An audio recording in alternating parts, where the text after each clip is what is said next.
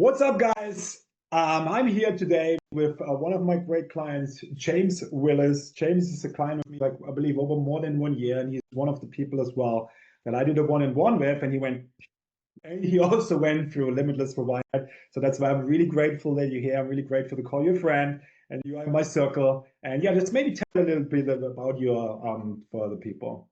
Absolutely. Well, the feeling's very much mutual, Johannes. So, yeah, well, a bit of background. So, my name's James, co-founder of Novum Growth Partners. So, business-wise, we basically take care of all things business development for commercial cleaning companies across the UK, US, Canada, and South Africa. And so, yeah, we're at a stage now where after what feels like quite a while of just sort of slogging it out and grinding away, yeah, things are really starting to pick up now. So, scaling up nicely, building the team, and yeah, all round, life's good. Cannot complain.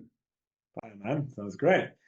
Awesome. Okay, so I have a few questions prepared for you today, James, so we can go quickly through. So just to get an understanding, what did you get out of Limitless Rewire? So before we work together, what specific mental virus or limiting belief was sabotaging your success that you couldn't see at the time? And what strategies did you know you should implement, but kept finding yourself unable to execute on? Yeah, absolutely. So I think for me, one of the biggest limiting beliefs that I was holding that I didn't even really realize was that I'd kind of convinced myself that I was only allowed to feel good about myself and about work when we're making a whole load of money. And so it actually kind of came to me by accident, essentially, during one of the journaling exercises in the course, and basically just kind of completely changed the way that I looked at how I was showing up. So I basically sort of unknowingly tied my sense of self-worth to this external financial success and these kind of vanity metrics that people love to throw around. And I think with that, because they're sort of undefined and yeah, they're sort of undefined and basically I'd kind of was in a prison of my own making mentally, where I was kind of constantly chasing this future version of myself, not knowing exactly what the criteria was for me to feel like I could justify being happy, which sounds a bit crazy when I'm saying it out loud. And so that belief basically made it really hard for me to sort of build momentum and sort of consistently keep moving the needle. So it was like I had this kind of constant pressure in the background, again, completely of my own doing. Like it was almost like I wasn't sort of allowed to feel good or take a break until I'd hit this invisible milestone. And then because there's no tangible thing to hit, and I just had this sort of virus in my mind, it just meant that every day, even if on paper I was got stuff done and things were looking good, because I was comparing myself mentally to this sort of this kind of vision I had, it just meant that every day I'd kind of feel like a bit of a failure. And so I'd kind of fall into this cycle of negative self-talk, like low energy, and ultimately stopping doing the things that would have actually moved the needle and allowed me to move forward. So I was literally in this sort of, like I say, a prison of my own making. And then to add to that as well, I think one of the real big like things I noticed that really sort of changed was basically just discovering off the back of that and kind of working through the exercises was that it was actually momentum, not money, that makes me feel good. So realizing that sort of when I'm consistent, when I'm building and sort of constantly moving the needle and feel like I'm progressing, that's when I'm at my best, and that's when I feel really good in myself. And obviously that reflects in the results, it reflects in the team, and ultimately where everything's going as the company. So that shift kind of helped me find a lot more joy in the day to day and sort of break out of this perfectionism cycle of sort of like boom and bust that I was going through. So yeah, just gave me so much more clarity around kind of identifying and prioritizing tasks and the actions that would actually not only improve the business, but also improve my experience by sort of growing every day from the ground up. So yeah, I feel like I knew I felt what I needed to do. So, sort of like keeping myself busy, being consistent, showing up daily. But ultimately, because I was kind of in this mental cycle of convincing myself that I wasn't good enough, that things like I'm not at that level where I can sort of enjoy myself or like all of this kind of thing. It just basically it was this own this, it was like my mind kind of blocking myself. I was getting very much in the way of myself to actually do the things that I knew were gonna move forward. So kind of being able to free myself of that and the sort of negative self-talk and these sort of vicious cycles that came with that, that was, yeah, massively liberating. All right. Thank you so much for sharing, man, and being so honest about this. Great. Okay. Next question. The failed solutions. What had you previously tried to overcome these implementation issues, and why didn't those approaches work for you? Yeah, so so I've always been like a massive note taker. Like I've always got a notepad with me. And one thing that I have been doing for a couple of years now, I call it like a head clearer, where it's basically I'll just kind of sit down and I'll just scribble down all the things, like all these sort of open loops in my mind, anything that's sort of stressing me out or things that need to get done, and just kind of get it all dumped on paper, which is fine. And in the immediate term, like you kind of come away from doing that feeling like, right, I feel a lot more mentally clear, especially like when you get those ideas out of your head onto paper and kind of actually bring them into the real world. It kind of gives you a different lens to look at them. But essentially with that, I was doing it kind of, I'd get myself to a point where I feel like I'd have to do something, otherwise like the wheels are going to come off. So essentially I was kind of just sort of like putting a plaster on like an open wound. But then from this and from the course, it's like rather than just kind of focusing on like the surface level issues and kind of trying to work them out one by one, it was more a case of having the sort of the guidance and the steps and the tools to actually be able to work out, right, where is this coming from? Like, what is the root cause of this? Like, because I don't know why I'm thinking these things. I don't know why I'm getting in my own way like this.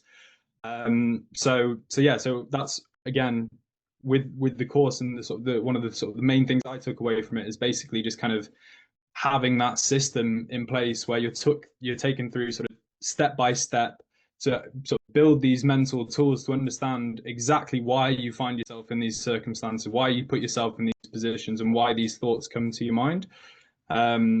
So yeah, so I'm not sure if I've really answered your question. No, you did.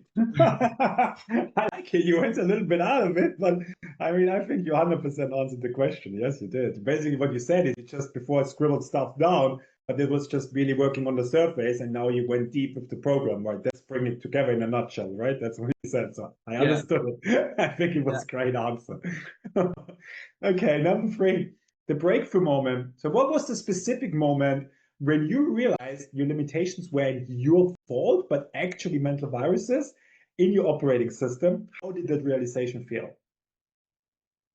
Yeah, so I think like very early on in the course is just kind of understanding that the voice in your head isn't actually you, and it doesn't always have your best interests at heart. Like that, when because it's all well and good kind of saying that or hearing it, but like when you actually take time to like fully process it and kind of recognize these mental patterns you get yourself into, like that was just like game changer, like massively powerful.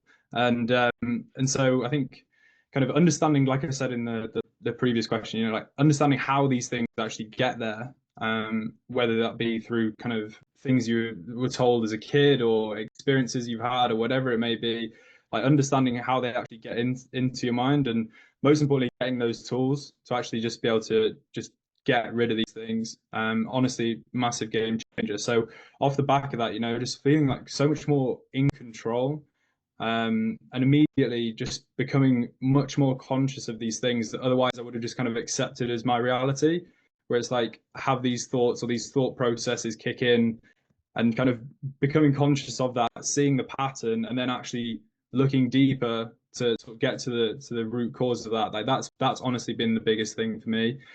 And then yeah, it's just I'd say that's probably that, to be fair. And then in the course specifically, I think the introduction of like Mr. Vader, like having this kind of like external thing where you can kind of see your thoughts from like a different perspective. That was absolutely huge for me, and as well like having that kind of put into GPT where you can kind of like talk through it and ask questions and sort of actually have a bit more sort of reason behind these things. Like yeah, that was yeah, massively, massively beneficial. Thank you, man. Awesome. Great. I'm so happy to hear that, man. Honestly, I always do these interviews. I'm just like amazed by what the course does to people. It's so great. Well, it's Okay. very powerful stuff. It is really powerful stuff. It amazes me again and again. All right, four, the most powerful debugging. What was the most shocking mental virus you discovered through the course? And once eliminated, what immediate changes did you notice in your implementation process? Yeah, so so I think the most sort of shocking was that I mentioned before, like this sort of feeling that I wasn't allowed to feel good or sort of safe. Maybe not safe. I wasn't allowing myself to feel good or kind of enjoy the process until I had achieved this kind of material success. Mhm. And so, like that one, like I say, sort of came out when I was doing some journaling through the program, and I kind of just like realized that looking back through everything that kind of got me to this point, it's like this has been a kind of a bit recurring thing, and maybe something that I just kind of accepted for who I actually am and sort of how I operate. But then, like I say, being able to kind of look at it from a different lens and actually unpacking where this stuff comes from and realizing like I didn't put that in there. Like I didn't put that up here. It's just found its way in. But yes, but another one I think for me was I've always been a bit of a perfectionist and having this sort of like perfectionist mindset, but again, it's something that I just previously just accepted and never really questioned like why or where it's come from. So like I had this sort of I went through this real weird phase where it's like if I didn't have like the perfect day and everything just went seamlessly and everything was all fine, then I would kind of consider that day as a bit of a failure and a write-off. And then, as I was saying before, I'd kind of get into this like cycle and the negative self-talk and all of this sort of stuff. And then obviously that then demotivates you to do what you need to do. So it's just sort of this vicious cycle. So even if I slip slightly, I'd kind of, like I say, just sort of mentally bin off the whole day and sort of start spiraling a bit. But the moment I started actually breaking these patterns, I noticed that shift. You know, not just emotionally, but like tactically and everything I was doing. And ultimately, I sort of allowed myself to just kind of fall in love with the process and with the grind and ultimately accept that like nothing's going to be perfect or like that's just life. Like it's not, it would be fantastic if it was, but It would be boring, trust me. yeah, If but everything would just always go smooth, I mean, if you meet people, their life is just always smooth. Like there's a reason, like they always say, when your lifeline is like this, you're dead. yeah, yeah, Right? So I yeah. think it's good. Like, but yeah, thanks for sharing this, man. For sure. But I mean, like, so from that, I was kind of able to kind of reframe it to rather than seeing like any failure as just like a loss and that's it. It was kind of like through the work, through the course, it was more kind of realization. It's like, look, something doesn't quite go to plan. That's absolutely fine. But it's a case of I can either win or learn. It's only a loss if I'm not like taking anything from it. And I appreciate that's fairly cliche, but it is just massively true. And like having that mindset like as soon as I kind of adopted that and like fully accepted it, it's just made life so much more enjoyable. Especially like we're all in the trenches. We're trying to really build something exciting here, and it's like if you're doing that whilst at the same time you've got an enemy in your own head, it's like fuck, you're not really sort of putting yourself in the best position to actually do something meaningful. Absolutely, man. The enemy in your head can be fucking terrible if you don't take care of it, right? And it's like, and the thing is, like you said, like it has been there for so many years. So to understand that this thing has been always there, and you can really like consciously see it, but then it's changing everything. I think the first thing, the most important thing, and correct me if I'm wrong, but that's how I feel. Like as soon as you shine a light on it and you understand, hey, this is not me. This is like the biggest thing. Like wow, right? And this is how you can learn to control it because it's never going to go away completely 100%, but you can learn how to deal with it much better and can laugh about it even, like Neo does, right? Yeah, Exactly. Okay, cool, exactly man. that. All right. So then the next one is the tangible results. Like what specific revenue or business growth happened as a direct result of eliminating these mental viruses, and what's been the return of investment of this mental debugging work for you? Yeah, so basically, to put this in context, so when we first started talking and first started doing first started working through the course, we were kind of floating, just like we were kind of just kissing 10K. And now we're at a stage where we're sort of like, well, if everything, touch wood, goes to plan, then we should be crossing 30K this month. So obviously there's a lot of work gone into that. So I'm not like, don't get me wrong, Limitless Rewire is fucking fantastic, but got to give the team some credit as well. Yeah.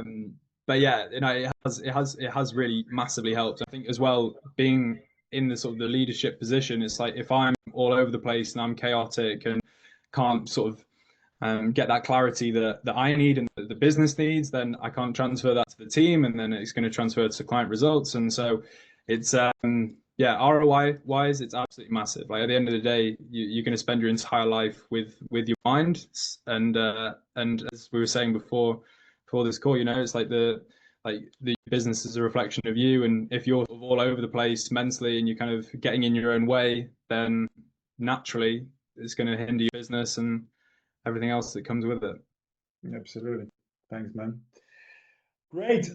Yeah, the next one, you already said a little bit to it, but maybe we can put it one more time together. Like, what's like the emotional transformation? Has your day-to-day experience being an entrepreneur changed since debugging these mental viruses? And what's the biggest difference in how you feel? Yeah, so I sort of touched on this before, Yeah, but you touched on it, yeah. but I think for me it was kind of that, like, just allowing myself to just really enjoy the process, and like kind of shifting what I thought made me feel good, which was like trying to get towards these like lofty goals and sort of hitting these numbers and all of that sort of stuff, and kind of reframing that and realizing that it's actually the momentum and it's the progress that really gets me excited. And like that's when I feel at my best. That's when I do my best work.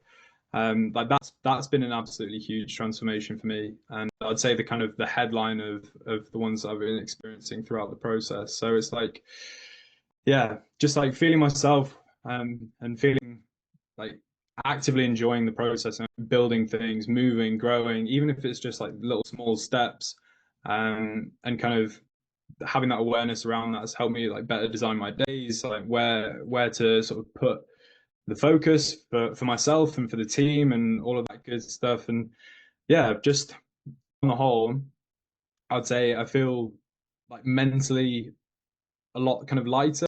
Like I would say I'm a self-diagnosed overthinker, always have been, always had a very, very active mind. And that's kind of a blessing and a curse. It's like if you kind of just let everything run riot and you don't kind of actually understand where these things are coming from in your head, then you kind of, again, you're sort of going to become your own worst enemy, especially in this sort of entrepreneurial context where it's like you spend an awful lot of time by yourself, especially in the early days. So it's like you want to make sure you've got your own brain on side. So yeah, so I hope that answers your question. Yeah, fireman. This is big time. Great stuff. Okay. Um, the next one is addressing skepticism. So what would you say to someone who is skeptical that mental debugging could really transform their business this quickly? And what would convince them? Yeah, so look, I'll be honest. At the very start of this, at the start of the course, I was thinking like, oh, this is all a bit woo woo. It's a bit sort of esoteric.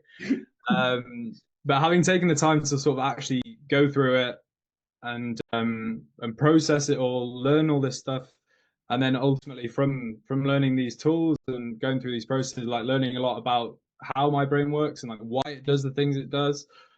Um, it's massively, massively powerful. Like really is.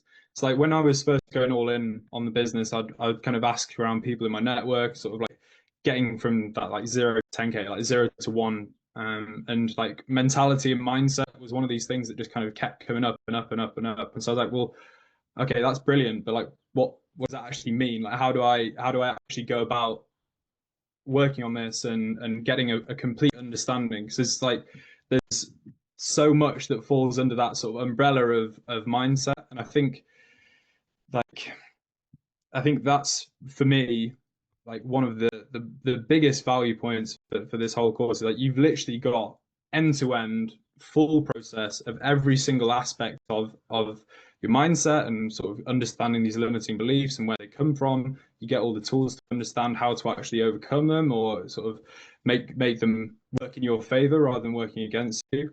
And it's like, I've always been pretty interested in sort of like psychology, human nature, these sort of things, and like how everything works. But as I say, there's so much to it, and so much to uncover, so much to learn and to practice. But having this, where it's just like absolutely everything you could possibly need all in one place, you sort of guided day by day, is just, yeah, it's massively, massively valuable. And I couldn't recommend it enough, to be honest. Obviously, I'm sort of in, yeah, that's just me being honest. But yeah, but by taking time to like sort of fully understand these things, improve and assess like how and why you do certain things, it just like, obviously it makes things, it gives you so much more power over yourself. And also at the end of the day in business, like it gives you that competitive edge over everyone else that's in your space. Because if you sort of mastered that 90% of your brain that's subconscious, then you're going to be doing laps around everyone.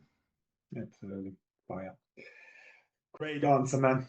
Super fire. The direct appeal, what would you say directly to someone watching this who knows they're capable of more, but something invisible keeps hitting them and puts barriers into their success? Yeah, so I mean, someone in that position, like, you know, you've got what it takes, but it's just kind of a case of you don't know what your next move is, or you start making moves and find yourself getting in your own way as you actually do that. And like, believe me, I've been there. When we had our first call about a year or so ago, and it was just kind of, I was feeling like a sort of like rudderless ship, just like floating on the sea, completely at the mercy of the waves.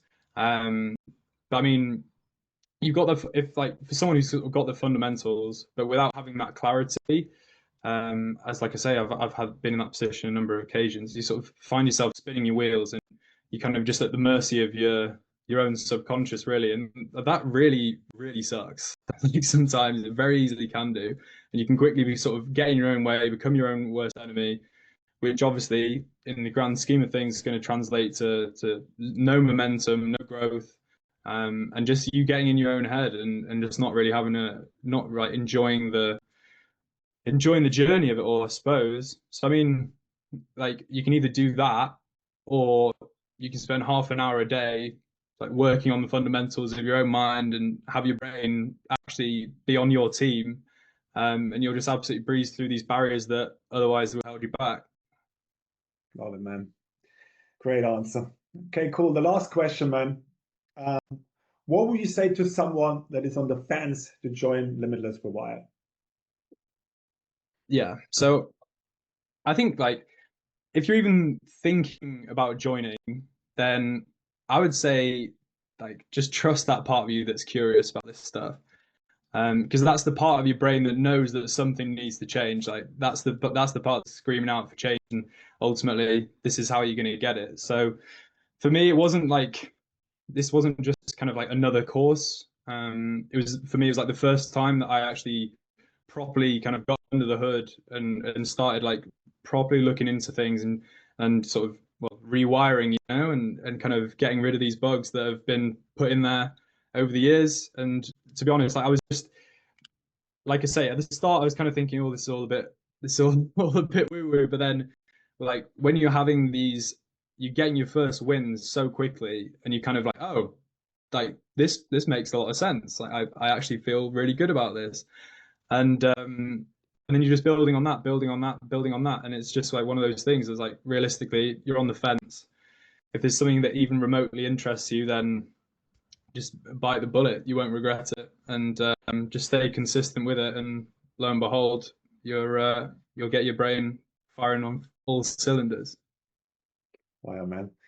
Fucking great, man. Thank you so much for joining, man, and thank you for taking the time to answer My my pleasure. questions, man. And yeah, man. That was awesome, guys. I hope you learned something. And I see you in my next video. Take care. Bye.